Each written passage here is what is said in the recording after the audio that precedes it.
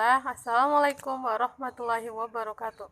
Perkenalkan, nama saya Mulyati, Stanbook A1N118056, jurusan Pendidikan Sejarah, Fakultas Keguruan dan Ilmu Pendidikan Universitas Haluoleo.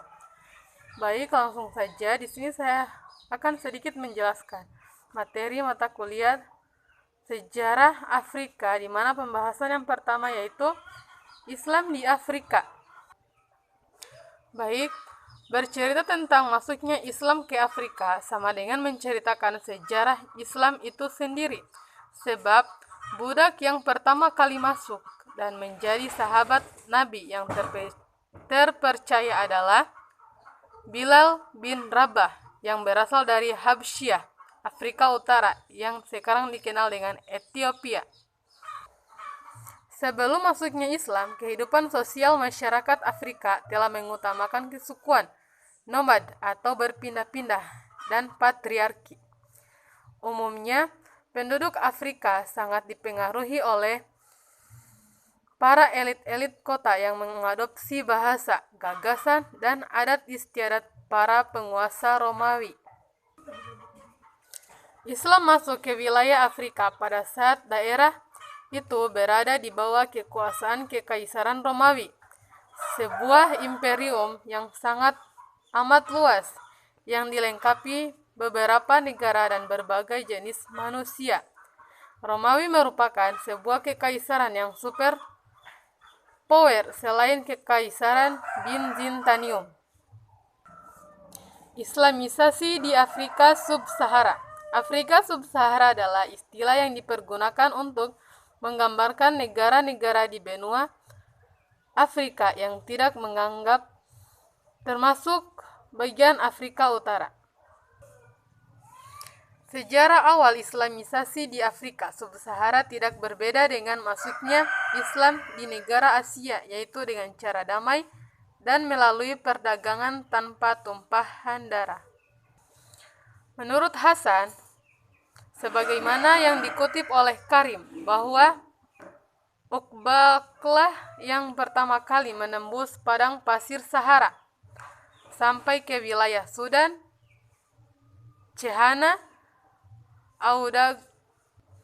Ausdagos, bahkan sampai ke Kawar. Pembahasan yang kedua yaitu perkembangan awal kedatangan orang-orang di Afrika. Benua Afrika sendiri dikenal sebagai benua terluas ketiga setelah benua Asia dan benua Amerika.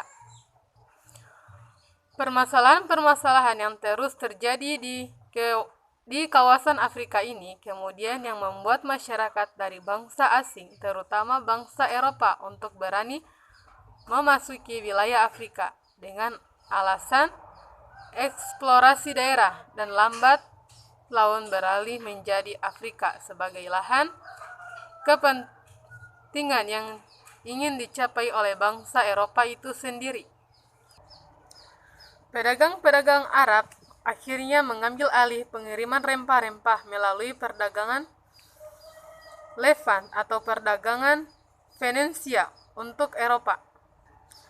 Selama periode abad pertengahan tinggi dan abad pertengahan akhir, pada perdagangan Muslim mendominasi rute perdagangan rempah-rempah maritim di seluruh Samudra Hindia, yang mendapatkan keuntungan besar dari daerah sumber rempah-rempah di Asia Timur. Pembahasan yang ketiga yaitu kolonialisme dan imperialisme Barat di Afrika. Kolonialisme berasal dari kata kolonus yang berarti petani. Pada mulanya petani-petani Yunani pindah dari negara yang tandus ke daerah yang subur. Kata imperialisme berasal dari bahasa Latin yaitu imperium yang berarti perintah.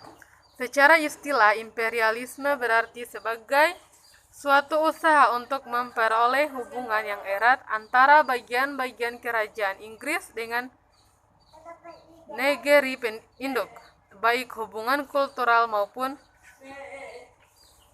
mengadakan perjanjian politik dan militer.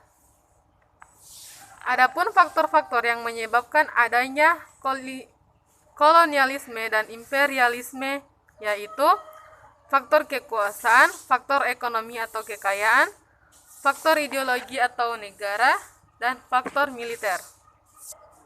Baik, itu saja mungkin yang bisa saya jelaskan. Lebih dan kurangnya billahi taufiq wal hidayah. Wassalamualaikum warahmatullahi wabarakatuh.